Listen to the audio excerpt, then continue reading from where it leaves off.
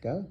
Good morning. Today is June the 3rd, 2022. It is my 45th birthday. Woo!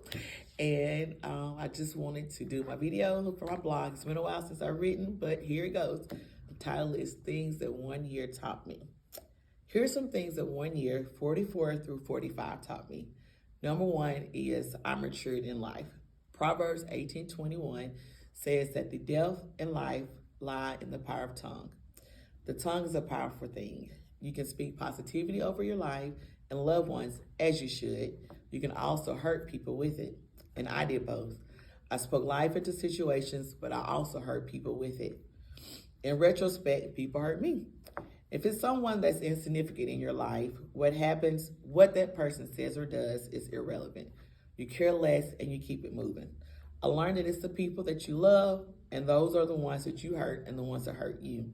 You have to be an adult about it. If you hurt someone, you should take full responsibility for it. You should definitely apologize for what you said. That's exactly what I did. Now it's up to that person to accept your apology. Now, you can't rush another person's time to heal, but you don't beat yourself up after you apologize. We have to realize that sometimes when we hurt someone, that person might not want you back in his or her life. You accept your mistake of what you have done, you said, and you move on. On the other hand, when someone hurts you, you might not get an apology from that person that you feel you should get. Don't wait for it. Life doesn't stop for you, me, or anyone else. You have to keep living. I've learned it's okay to sometimes be alone and do things alone. I took my first international trip to my favorite land, Jamaica. I didn't respond to any business calls, texts, or messages. That was my first time ever in my life that I didn't feel the need to even give a response. I'm on vacation. This time was truly for me, and while I was there, I made my first vlog for my YouTube channel, what I'm doing today. This trip was very therapeutic and peaceful.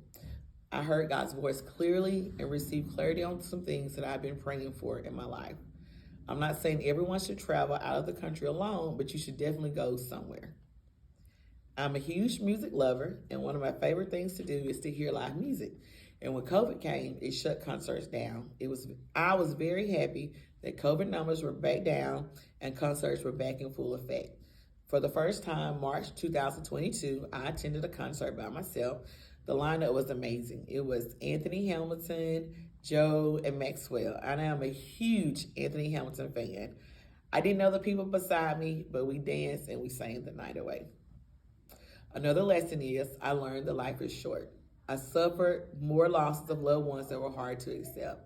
One in particular was my Uncle Hazel. I lost my grandmother, my Uncle Tom, and my cousin Chris in 2020. Uncle Hazel's death was the beginning of 2021.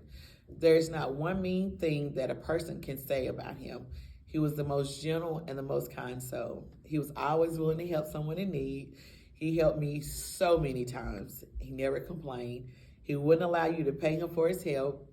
He spoke with a soft voice and he gave great advice. And after my divorce in 2012, he was my next door neighbor. And I miss him waving at me across the yard.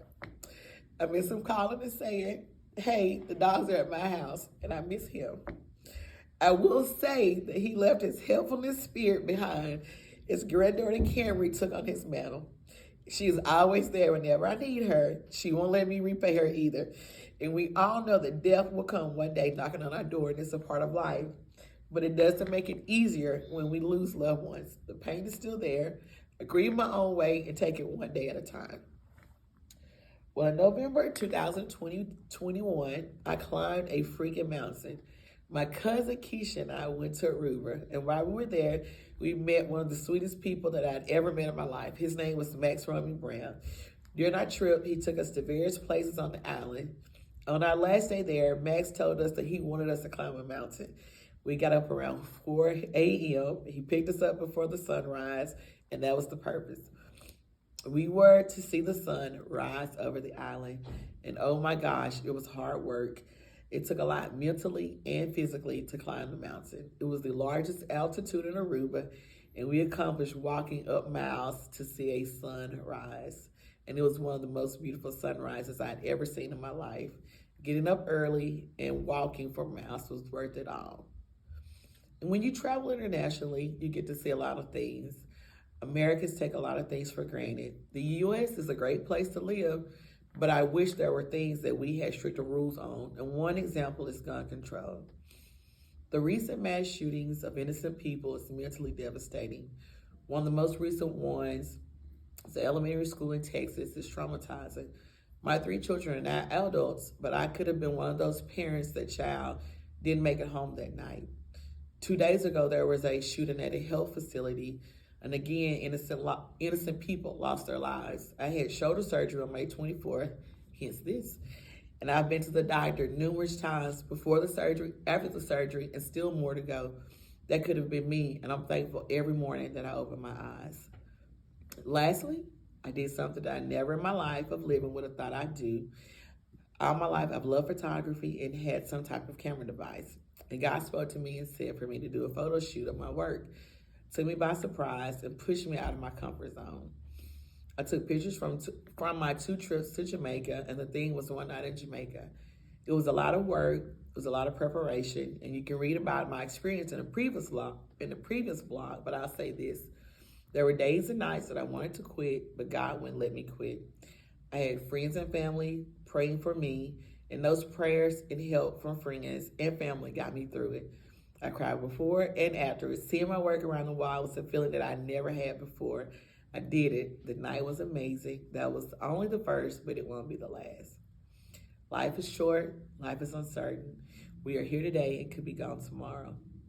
We shouldn't live worrying about what others say about you. Some people are simply miserable people. They'll always have something to say. They're not happy with themselves and not happy with life. Don't let these people control how you live yours. And with that being said, wear what you want, drink what you want, go where you want, turn up the music and sing to the top of your lungs. Take time for yourself, pamper yourself, get a therapist or counselor to help you balance out life, because sometimes life is too heavy to bear. Take a trip at least once a year to unwind and unplug from the real world. Most importantly, be you and be great. Here's to another year.